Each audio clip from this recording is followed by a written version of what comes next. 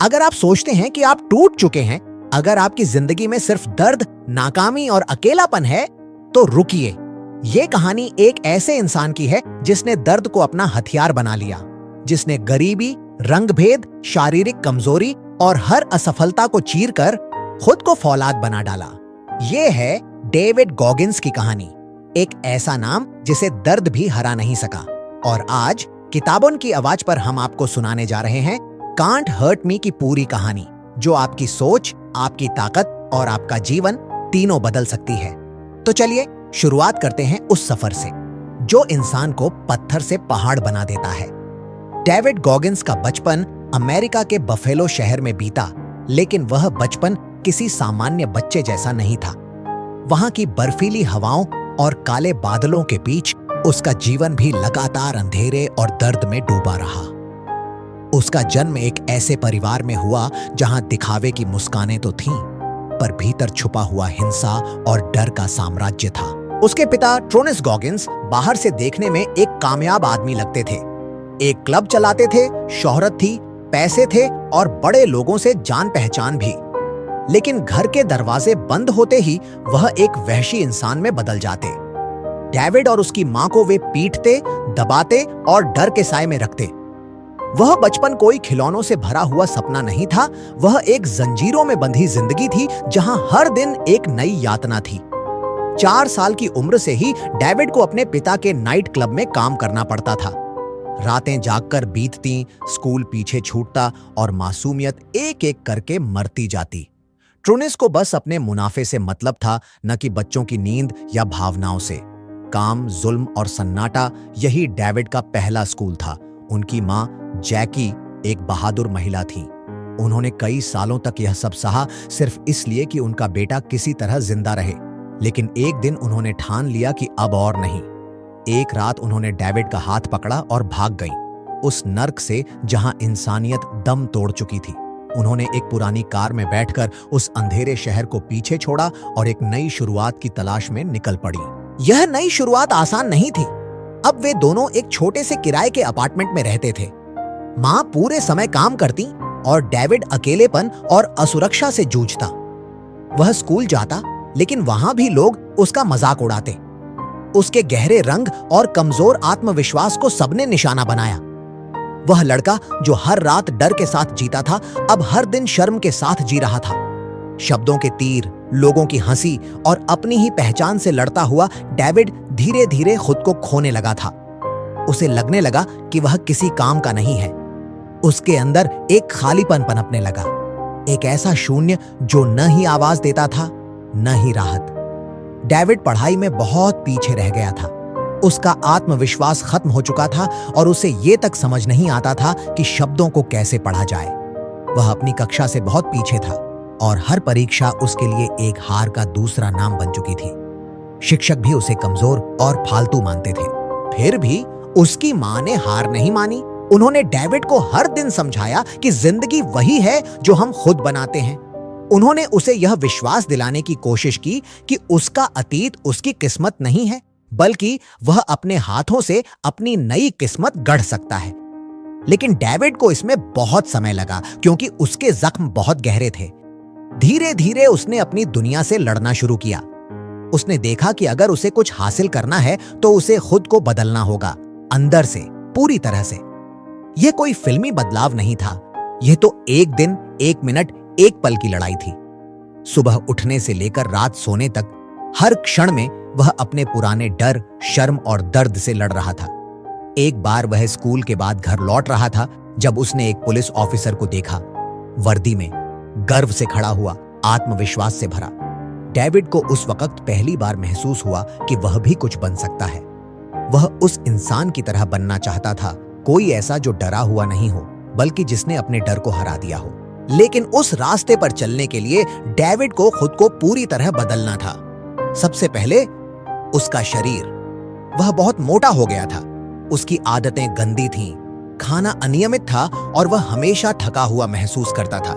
लेकिन उसने ठान लिया कि अब वह अपनी शरीर से शुरुआत करेगा। डेविड ने एक्सरसाइज शुरू की, लेकिन यह कोई सामान्य शुरुआत नहीं थी। पहले ही दिन जब वह दौड़ने गया तो कुछ ही मिनट में उसका दम फूल गया। वह थक गया, पसीने से तर हो गया और वापस घर लौट आया। लेकिन इस बार उसने खुद को छोड़ा नहीं। उसने खुद से वादा किया था कि चाहे कुछ भी हो वह हार नहीं मानेगा। वह अगले दिन फिर दौड़ने गया और फिर उसके अगले दिन। हर बार गिरा, फिर उठा, हर बार हारा, फिर लड़ा। यही सिलसिला चलता रहा। एक दिन, फिर एक और दिन, फिर एक और दिन। धीरे धीरे उसके शरीर ने जवाब देना शुरू किया। वजन कम हुआ, सांसें तेज हुईं और उसके चेहरे पर आत्मविश्वास की एक हल्की सी झलक आने लगी। लेकिन असली लड़ाई शरीर की नहीं थी, वह तो आत्मा की थी। एक दिन जब वह खुद को शीशे में देख रहा था, उसने खुद से कहा, अब बस, अब मैं उस पुराने डेविड को नहीं देखना चाहता जो डर में जीता था। अब मैं खुद को बदलूंगा पूरी तरह से। शरीर का परिवर्तन तो शुरू हो चुका था, लेकिन गॉगिंस के लिए सबसे कठिन चुनौती थी अपने मन की जंजीरों को तोड़ना। यह मन ही था जो उसे हर बार कहता था कि तू नहीं कर सकता, तू तो वही डरे हुए पिता का बेटा है, तेरे जैसे लोग हारने के लिए बने हैं। पर अब डेविड ने इस अंदरूनी आवाज को पहचान लिया था। उसे यह समझ आने लगा कि अगर उसे असली आजादी चाहिए तो उसे इस आत्म आलोचना से छुटकारा पाना होगा। और यह तब तक संभव नहीं था जब तक वह हर दिन खुद से एक असहज सवाल नहीं पूछता, क्या मैंने आज वाकई सब कुछ दिया? यही सवाल उसकी जिंदगी का मंत्र बन गया। अब वह रोज सुबह जल्दी उठता, कभी कभी 4:30 पर। नींद पूरी न हो पाने के बावजूद, शरीर थका होने के बावजूद वह खुद को खींचता और दौड़ पर निकल जाता। ठंडी हवा, अंधेरी सड़कें और अकेलापन, ये सभी अब उसके साथी बन चुके थे। एक दिन उसने नक्की किया कि वह नेवी सील्स में भर्ती होगा। यह कोई सामान्य सपना नहीं था। नेवी सील्स अमेरिका की सबसे कठिन मिलिट्री ट्रेनिंग्स में से एक मानी जाती है। वहां हर कोई नहीं टिकता। हर साल हजारों उम्मीदवार आते हैं, लेकिन सिर्फ कुछ ही पास कर पाते हैं। और डेविड, वह उस समय 300 पाउंड का मोटा आदमी था, जिसकी सांसें चढ़ जाती थीं और जिसका आत्मविश्वास जमीन पर था। लेकिन उसकी जिद चट्टान से भी ज्यादा सख्त थी। उसने नेवी में कॉल किया। उसे बताया गया कि अगर वह 106 पाउंड कम कर सके और 3 महीनों में फिटनेस टेस्ट पास कर ले तो शायद उसे मौका मिल जाए। 3 महीने, सिर्फ 90 दिन और 106 पाउंड कम करने का टारगेट। इसका मतलब था दिन में कई बार कसरत करना, बहुत कम खाना और मानसिक तौर पर हर वक्त अपने आप से लड़ना। लेकिन गॉगिंस ने तय कर लिया था। पहले दिन उसने अपने कमरे के दरवाजे पर एक नोट चिपकाया, 106 to go। हर दिन जब वह वजन कम करता, वह उस नंबर को अपडेट करता। यह उसकी दीवार पर लिखा युद्ध था और उसका हर पसीना उस जंग में एक हथियार बन गया था। वह सुबह उठकर दौड़ता, फिर साइकिलिंग करता, फिर स्विमिंग, फिर वजन उठाना। यह सिलसिला दिन में 3 बार दोहराया जाता। उसे कई बार चक्कर आए, शरीर थरथराया, लेकिन वह रुका नहीं। वह जानता था कि अगर इस बार वह हार गया तो जिंदगी भर पछताएगा। धीरे धीरे उसका वजन कम होने लगा। 300, फिर 280, फिर 250, फिर 230। और हर बार जब वह खुद को शीशे में देखता, उसे लगता कि वह अपने ही हाथों से एक नया इंसान गढ़ रहा है। एक दिन ट्रेनिंग के दौरान उसके पैरों में जबरदस्त दर्द शुरू हो गया। डॉक्टर ने कहा, शायद यह शिन स्प्लिंट्स है, हड्डियों में माइक्रो फ्रैक्चर हो सकते हैं। सामान्य इंसान रुक जाता, आराम करता या हार मान लेता। लेकिन डेविड ने सिर्फ अपने पैरों को बर्फ से दबाया, पट्टी बांधी और अगली सुबह फिर दौड़ पर निकल गया। क्योंकि अब वह लड़ रहा था अपने डर से, अपने अतीत से और उन सब लोगों से जिन्होंने कभी कहा था कि वह कुछ नहीं बन सकता। और फिर आया वह दिन, नेवी सील्स का फिटनेस टेस्ट। उसने पूरी ताकत से दौड़ लगाई। उसके शरीर से पसीना टपक रहा था, सांसें फूल रही थीं, लेकिन उसने हार नहीं मानी। उसने सभी राउंड पूरे किए, पुशअप्स, पुलअप्स, रनिंग और स्विमिंग। जब उसका रिजल्ट आया तो डॉक्टर ने सिर्फ इतना कहा, यू मेड इट। यह शब्द डेविड के लिए किसी पुरस्कार से कम नहीं थे। यह सिर्फ एक टेस्ट पास करना नहीं था, यह तो अपने आप से जीतना था। अब उसकी असली परीक्षा शुरू हुई, BUDS यानी basic under water demolition seal training. यह ट्रेनिंग उन चुनिंदा लोगों के लिए होती है जो मानसिक, शारीरिक और भावनात्मक रूप से सबसे मजबूत होते हैं। इसमें 1 हफ्ता होता है हेल वीक, जो इंसान को तोड़ने के लिए काफी है। हेल वीक में स्लीप डिप्रिवेशन, माइलों की दौड़, ठंडे पानी में घंटों तक रहना और लगातार दिमागी और शारीरिक दबाव होता है। हर घंटे लोग हार मानते जाते हैं और बेल बजा देते हैं, मतलब मैं अब और नहीं कर सकता। डेविड ने 3 बार इस ट्रेनिंग को फेस किया। पहली बार उसके घुटने में चोट लगी, उसे मजबूरन बाहर जाना पड़ा। दूसरी बार उसे न्यूमोनिया हो गया और अस्पताल में भर्ती होना पड़ा। लेकिन तीसरी बार वह लौट कर आया और इस बार उसने कसम खा ली थी कि अब चाहे कुछ भी हो जाए वह रुकेगा नहीं। हेल वीक के दौरान जब बाकी लोग गिरने लगे, डेविड अपने साथियों को प्रेरणा देने लगा। वह गाना गाता, चिल्लाता, उन्हें हंसाने की कोशिश करता, क्योंकि वह जानता था कि मन अगर टूट गया तो शरीर भी साथ छोड़ देगा। एक बार वह इतने थक गए थे कि उनके पैरों में छाले हो गए, लेकिन फिर भी वह नंगे पांव दौड़े। उन्होंने खुद को इस हद तक धकेला कि शरीर और आत्मा के बीच की सीमाएं मिटने लगीं। आखिरकार वह पल आया। वह बी योर डेस्क ग्रेजुएट बन गया। अब वह नेवी सील था। वह बन गया जो कभी नामुमकिन लगता था। नेवी सील्स की ट्रेनिंग पास करना कोई अंत नहीं था, यह तो सिर्फ शुरुआत थी। अब डेविड गॉगिंस को उस जिंदगी में उतरना था जहां हर दिन एक नई चुनौती होती और हर मिशन मौत के दरवाजे पर खड़ा होता। सील्स बनने के बाद उसे कई मिशनों में हिस्सा लेना पड़ा, जिसमें अफगानिस्तान, इराक और कई खतरनाक इलाकों की डिप्लॉयमेंट शामिल थी। लेकिन इन सब के बीच डेविड को एक और मोर्चे पर लड़ाई लड़नी थी, खुद से।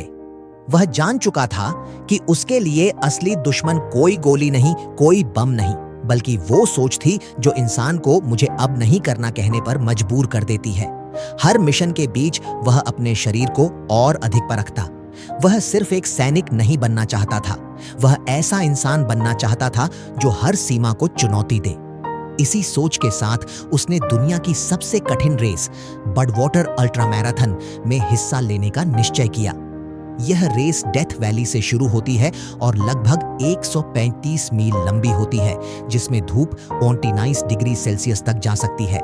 लेकिन इस रेस में हिस्सा लेने के लिए एक शर्त थी, पहले किसी अल्ट्रा मैराथन को पूरा करना। डेविड ने 100 मील की एक रेस खोजी, सैन डिएगो अल्ट्रा मैराथन, जो सिर्फ कुछ हफ्तों बाद होने वाली थी। यहां तक कि वह पूरी तरह से तैयार भी नहीं था। उसके पैर में चोट थी, ट्रेनिंग अधूरी थी, लेकिन उसका इरादा फौलादी था। रेस के दिन जब वह स्टार्ट लाइन पर खड़ा हुआ तो बाकी धावकों ने उसे एक नजर देखा। मोटा शरीर, बिना किसी स्पेशल गियर के, अकेला। किसी को यकीन नहीं था कि वह 10 मील भी दौड़ पाएगा। लेकिन डेविड के पास था कॉल्स ऑफ आर्मर, वह मानसिक कवच जो उसे गिरने नहीं देता था। पहले 30 मील तक वह दौड़ता गया, पसीना, थकान, दर्द सबके साथ। लेकिन तीसरे घंटे में उसके पैरों में छाले हो गए, उसके मूत्र में खून आने लगा और शरीर ने जवाब देना शुरू कर दिया। वह एक जगह बैठ गया, उसके घुटनों से खून बह रहा था, पेट दर्द कर रहा था और आंखों के सामने अंधेरा छा गया। उसकी पत्नी ने कहा, चलो वापस चलते हैं। ये काफी था। लेकिन डेविड ने सिर्फ एक जवाब दिया, नॉट येट। उसने अपने पैरों को टेप से बांधा, एक पुराना कुर्सी का गद्दा काटकर जूते में डाला ताकि दर्द थोड़ा कम हो, और फिर खड़ा हो गया। वह अगले 70 मील चला, दौड़ा और घिसटता रहा। 100 मील पूरी होने पर वह गिर पड़ा, शरीर बेहोश लेकिन आत्मा जिंदा। यह दौड़, यह संघर्ष डेविड के लिए सिर्फ जीतने का साधन नहीं था, यह उसका मिरर ऑफ ट्रूथ था। वह जानता था कि दर्द से बचना आसान होता है, लेकिन अगर इंसान दर्द से भागेगा तो वो अपने भीतर की शक्ति को कभी नहीं जान पाएगा। डेविड ने इस रेस के बाद बडवाटर के आयोजकों को कॉल किया। उन्होंने उसका नाम सुना और पूछा, तुम कौन? उसने सिर्फ कहा, मैं वही आदमी हूं जिसने खुद को हर दिन मारा है ताकि मैं खुद को फिर से बना सकूं। आखिरकार उसे बडवाटर के लिए एंट्री मिल गई। बडवाटर अल्ट्रा का दिन आया। वहां दुनिया के बेस्ट एथलीट्स थे, professional gear, sponsor, support teams के साथ। और दूसरी तरफ डेविड पुराने जूतों, घर में बनाई गई सपोर्ट टेप और एक हौसले की चट्टान के साथ। रेस शुरू हुई। तापमान 39 डिग्री से ऊपर, रास्ते में सिर्फ गर्मी, धूल और पहाड़। पहले 30 मील तक सब सामान्य लगा, लेकिन फिर शरीर ने बगावत शुरू की। उसके पैर सूज गए, पानी भर गया और दर्द अब असहनीय हो गया। वह एक रेस्ट स्टॉप पर पहुंचा जहां डॉक्टर ने कहा, अगर तुमने अब भी जारी रखा तो तुम्हारी किडनी फेल हो सकती है।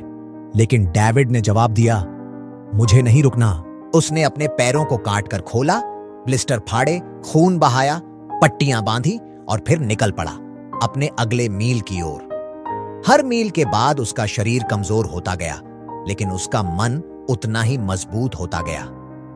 आखिरकार जब वह फिनिश लाइन पर पहुंचा, उसके शरीर में शायद ही कोई ऊर्जा बची थी, लेकिन उसकी आंखों में चमक थी, एक ऐसी चमक जो सिर्फ वो देख सकता है जिसने अपने भीतर के राक्षस को हराया हो। इस रेस के बाद डेविड एक इंस्पिरेशन बन गया, लेकिन वह कभी पब्लिक की तारीफों में नहीं डूबा। वह जानता था कि असली काम अंदरूनी शांति का है और वह अभी भी बाकी थी। अब उसने खुद को एक और लक्ष्य दिया, अमेरिका के आर्मी रेंजर स्कूल में जाना। यह स्कूल भी एक ऐसा प्रशिक्षण संस्थान था जहां शरीर और मन दोनों को निचोड़ दिया जाता है। वहां नींद कम मिलती है, खाना सीमित होता है और हर रोज नई तकलीफ दी जाती है। जब डेविड वहां गया तो बाकी लोग जानते थे कि वह पहले ही सील रह चुका है। उनके लिए वह पहले से ही एक हीरो था। लेकिन डेविड ने यह कहकर सबका ध्यान खींचा, मैं यहां सीखने आया हूं, साबित करने नहीं। रेंजर स्कूल में एक विशेष बैज मिलता है, ऑनर मैन, जो उस कैडेट को मिलता है जो सबसे अधिक नेतृत्व दिखाता है, टीम को आगे बढ़ाता है और खुद को सबसे ज्यादा धकेलता है। और डेविड ने वही बैज जीता। यह साबित करता था कि उसके लिए सफलता सिर्फ दौड़ या मेडल नहीं थी, यह था खुद को हर दिन खुद से बेहतर बनाना। वह जानता था कि उसकी कहानी दर्द से निकली है, लेकिन वह उस दर्द को ही अपनी ताकत बना चुका था। अब वह सिर्फ अपने लिए नहीं दौड़ता था, वह उन सब के लिए दौड़ता था जो सोचते हैं कि मैं नहीं कर सकता। डेविड गॉगिन्स की जिंदगी अब बाहरी उपलब्धियों से नहीं बल्कि आंतरिक बदलाव से चल रही थी। वह हर दिन अपने आप से एक सवाल पूछता, क्या मैं आज का दिन पूरी तरह जी रहा हूं या सिर्फ गुजार रहा हूं? अब तक वह एक सील, अल्ट्रा रनर और रेंजर बन चुका था, लेकिन फिर भी उसे चैन नहीं था, क्योंकि उसके जहन में अभी भी वह छोटा डरा हुआ लड़का जिंदा था जो कभी अपने पिता से छिपता था, कभी स्कूल में शर्मिंदा होता था। अब उसकी लड़ाई आत्मसंतोष के खिलाफ थी, क्योंकि इंसान जब थोड़ा हासिल कर लेता है तो अक्सर वहीं ठहर जाता है। लेकिन डेविड जानता था, ठहराव असफलता की शुरुआत होती है। इसलिए उसने अपने जीवन का एक नया नियम बना लिया, अकाउंटेबिलिटी मिरर, यानी जिम्मेदारी का आईना। हर रात वह अपने बाथरूम के शीशे के सामने खड़ा होता और खुद से सवाल करता, क्या तूने आज अपना बेस्ट दिया? वह वहां पोस्ट इट नोट्स चिपकाता जिनमें लिखा होता, तेरा वजन अभी भी ज्यादा है, तू अब भी भाग रहा है सच्चाई से, कल तुझे और बेहतर होना है।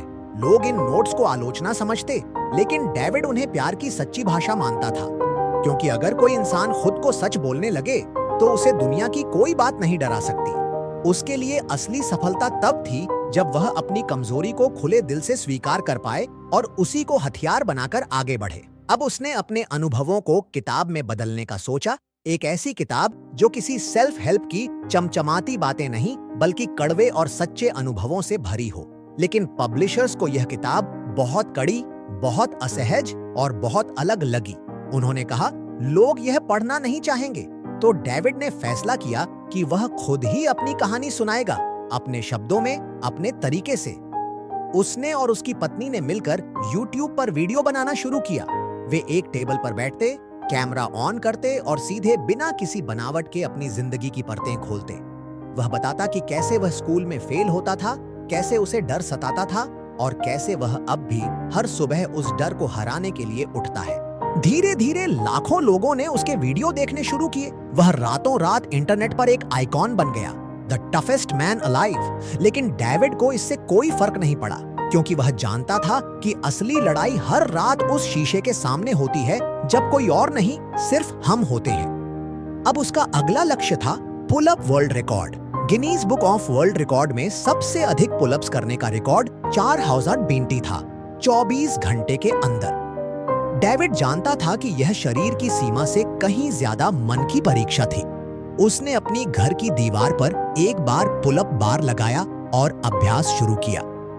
पहले ही दिन उसके हाथों में छाले पड़ गए, दूसरे दिन चमड़ी उतरने लगी, तीसरे दिन तक उसके हाथों की त्वचा काली हो गई थी।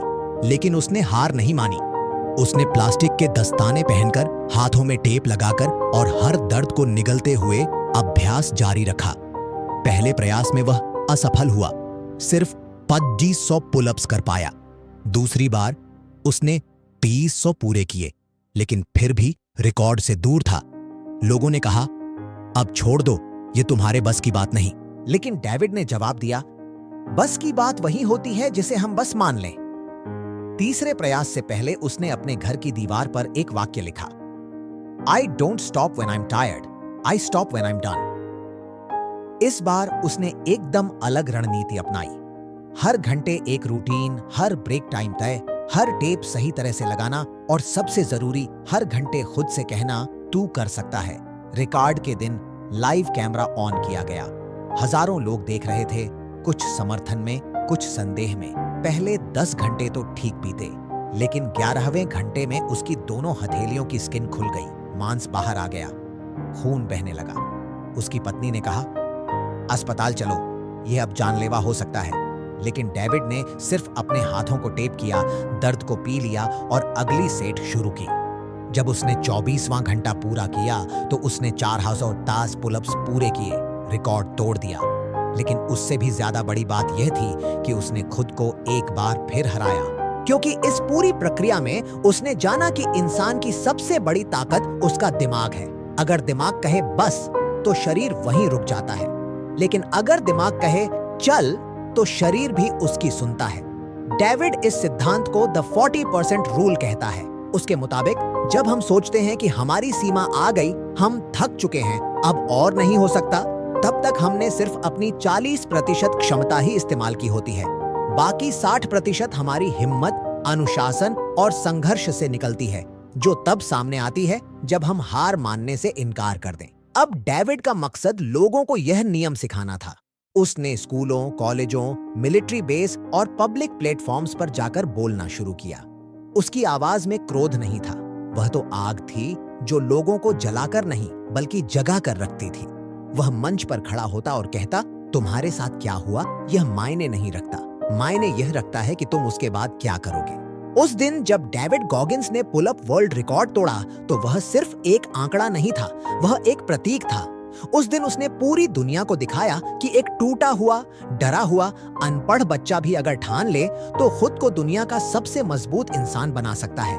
लेकिन जितना बाहर का संघर्ष कठिन था, उतना ही अंदर का संघर्ष भी था, क्योंकि आत्मा पर पड़े जख्म शरीर से कहीं ज्यादा गहरे होते हैं। जब दुनिया उसे देखती थी तो एक मजबूत, प्रेरणादायक, असाधारण इंसान नजर आता था, लेकिन वह जानता था कि उसके भीतर अब भी पुराने डर के टुकड़े बाकी थे, और यही वजह थी कि वह खुद से लगातार लड़ता रहा। अब वह सिर्फ दौड़ने, ट्रेनिंग या रिकॉर्ड बनाने तक सीमित नहीं था, वह अब दूसरों की मदद करना चाहता था। उन्हें उस अंधेरे से बाहर लाना चाहता था जहां वह खुद कभी फंसा था। उसने कहा, मैं यहां तुम्हें मोटिवेट करने नहीं आया, मैं तुम्हें यह दिखाने आया हूं कि दर्द के पार एक नई दुनिया है और वहां पहुंचने का रास्ता तुम्हारे भीतर है। डेविड जानता था कि लोगों को सबसे ज्यादा डर असफलता से नहीं लगता, उन्हें डर लगता है खुद की सच्चाई से, क्योंकि सच्चाई दर्द देती है। सच्चाई कहती है कि तुमने आज झूठ बोला, तुमने आज टालमटोल किया, तुमने अपना बेस्ट नहीं दिया, और इसीलिए अधिकतर लोग सच्चाई से भागते हैं। लेकिन डेविड भागा नहीं, उसने अपने भीतर के हर कोने को खोदा, हर डर को निकाला, हर कमजोरी को सामने रखा और फिर उनसे दोस्ती की, क्योंकि जब इंसान अपने डर को पहचान लेता है तो वह उसे नियंत्रित करना सीख जाता है। अब उसकी सुबहें और ज्यादा कठिन थीं। वह अक्सर 4:30 पर उठता जब पूरी दुनिया सो रही होती। वह तब भी दौड़ पर निकलता जब बाहर बारिश हो रही होती, जब बर्फ गिर रही होती, जब शरीर जवाब दे रहा होता। वह कहता था, जब तुम्हारा शरीर कहे कि बस अब नहीं हो सकता, तो उसी वक्त शुरू होती है असली ट्रेनिंग। डेविड ने हर उस इंसान से मुकाबला किया जो उसे नीचे गिराना चाहता था, पर सबसे बड़ा मुकाबला उसने अपने आलस, अपने बहानों और अपनी ही सोच से किया। उसने एक नई आदत शुरू की, टेकिंग सोल्स। यह उसकी अपनी रणनीति थी। जब कोई उसे नीचा दिखाने की कोशिश करता या जब कोई उसकी सीमाओं पर सवाल उठाता, तो वह उसे अपनी मेहनत से चुप करा देता। एक बार की बात है, वह एक मिलिट्री ट्रेनिंग कैंप में था, जहां एक सीनियर ऑफिसर उसे लगातार नीचा दिखा रहा था।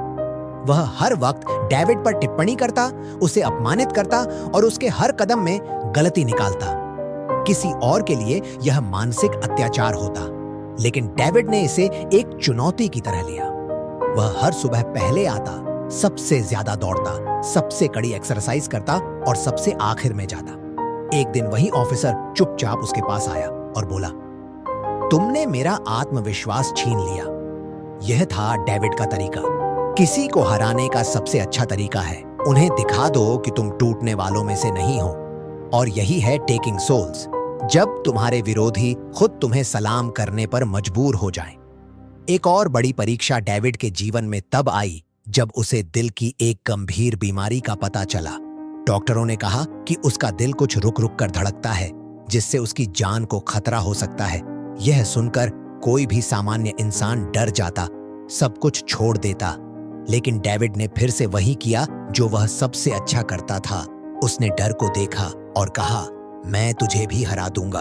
उसे थोड़े समय के लिए फिजिकल एक्टिविटी से दूर रहना पड़ा, लेकिन उसने इस समय का उपयोग अपने मन को और मजबूत बनाने में किया। वह खुद से कहता, अगर मेरा शरीर जवाब दे रहा है तो मैं अपने दिमाग को और तेज कर दूंगा। उसने ध्यान करना सीखा, उसने मन की गहराइयों में झांकना सीखा और तब उसे समझ आया कि असली न रुकने वाला इंसान वो नहीं होता जो दौड़ में जीतता है, बल्कि वो होता है जो हार कर भी दोबारा खड़ा हो जाता है। इस ब्रेक के दौरान उसने अपनी किताब पर काम करना शुरू किया, कांट हर्ट मी। यह सिर्फ एक किताब नहीं थी, यह एक घोषणा थी। उसने अपनी कहानी को इस तरह लिखा जैसे कोई डायरी हो, जिसमें खून भी है, आंसू भी और आग भी। जब किताब प्रकाशित हुई तो उसने हर रिकॉर्ड तोड़ दिया। लाखों लोगों ने उसे पढ़ा, सुना और खुद में एक नई शक्ति महसूस की। लेकिन डेविड जानता था, असली काम अब शुरू हुआ है। अब उसकी जिम्मेदारी थी कि वह सिर्फ एक प्रेरणा न बने, बल्कि एक गाइड बने उन लाखों लोगों के लिए जो हर दिन हार मान रहे हैं, जो सोचते हैं कि उनकी कहानी खत्म हो चुकी है। डेविड ने उन्हें बताया, तुम्हारी कहानी वहां शुरू होती है जहां तुम कहते हो अब बहुत हुआ। वह कहता था, तुम्हारा अतीत चाहे जितना काला हो, वह तुम्हारे भविष्य को तय नहीं करता। तुम ही हो अपने जीवन के शिल्पकार। अब वह सिर्फ दौड़ नहीं रहा था, वह लोगों को दौड़ाना सिखा रहा था। वह कहता, हर इंसान के भीतर एक कैलस्ड माइंड होना चाहिए, एक ऐसा मन जो तकलीफ से न डरता हो, बल्कि उसे झेल कर और मजबूत होता चला जाए। वह कहता था कि जिस तरह से मजदूरों के हाथ मेहनत से सख्त हो जाते हैं, उसी तरह मन को भी बार बार चुनौती देकर सख्त बनाना पड़ता है। और यही उसकी शिक्षा थी, खुद को हर दिन थोड़ा और कठिन बनाओ, क्योंकि जब जिंदगी तुम्हें तोड़ेगी, और यकीन मानो जरूर तोड़ेगी, तो सिर्फ वही टिकेगा जिसने अपने मन को लोहे जैसा बना लिया हो।